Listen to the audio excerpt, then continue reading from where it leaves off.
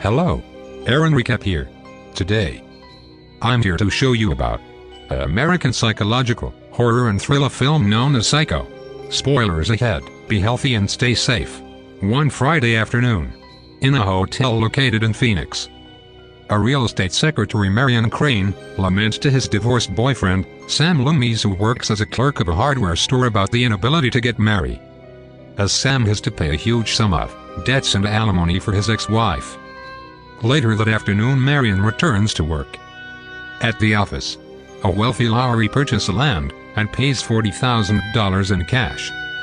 Marion was entrusted to deposit this cash in the bank, as she was a trusted colleague who worked at the real estate office for 10 years. But she sees this opportunity and runs away with the money to her boyfriend Sam, who lives in Fairville, California. On the way to her destination, she was investigated by a patrol officer due to her suspicious acting, but lets her go, as he has no evidences to arrest her. Nevertheless, the patrol officer follows her due to her skeptical actions. On the way, Marion hurriedly trades her car, inducing the suspicion of the car dealer and the highway patrol officer. Despite these several close callings, Marion was able to make it to 15 miles short of Fairville at the Bates Motel, where she stops on the rainy Saturday night to seek shelter for the night. The motel was isolated as it was located off the highway. The motel was owned by a young, friendly and lonely man named Norman Bates, who lives with his ill mother in the big, old house on the hill overlooking the motel. Norman shows an interest in Marion from the beginning of his encounter with her. Marion uses a fake location to register herself into the motel, and Norman shows her to the room. He innocently invites Marion to have dinner with him, which she accepts warm-heartedly. Upon returning to his house, Norman has an argument with his mother, which was overheard by Marion, about her presence. Although she doesn't meet Mrs. Bates, Marion understands that she is an angry, controlling woman based on the argument she overhears between her and Norman. Marion paces the room to hide her stolen stack of money doubtfully and in a hurry. Unable to find a place to hide it safely, she hides it in a folded newspaper. Norman returns with a light meal and apologizes for his mother's outburst. Norman and Marion builds up a conversation about their lives. He discussed his hobby of taxidermist, his mother's mental illness, and he talks about how people have a private trap they want to escape.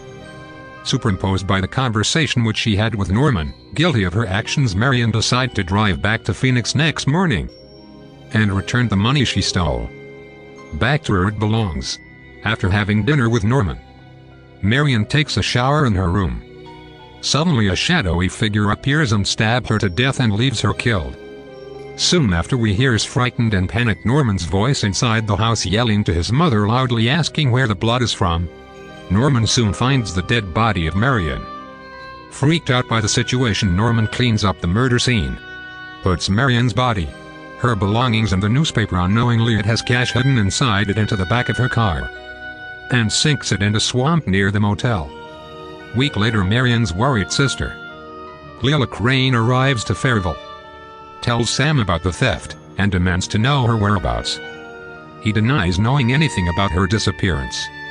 Soon a private investigator approaches them, introducing himself as Arbogast, and say that he has been hired by the wealthy Lowry to retrieve the money stolen by Marion. Arbogast learns that Marion had spent a night at the Bates Motel. He questions Norman Bates about Marion, which Norman claims to never seen before. But through the registration book, Detective Arbogast soon recovers that Norman is fabricating something. Arbogast then asks a series of questions from Mr. Norman, who answers his question with nervousness and inconsistence, which arouse Arbogast's speculations even more.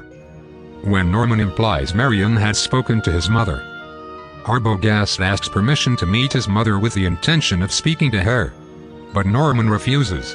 Arbogast updates Sam and Leila about his findings, and tells them about Norman's unconvincing acting. He then promises to phone Sam and Leila again in an hour. Mr. Arbogast approaches Norman's house in order to speak to Norman's mother, Mrs. Bates. But as Mr.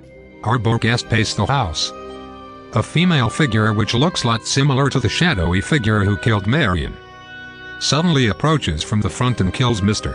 Arbogast on the spot.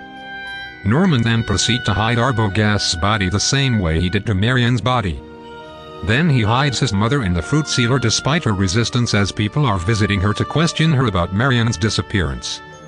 When Leela and Sam doesn't hear anything from Arbogast, Sam visits the motel in order to find Arbogast's whereabouts.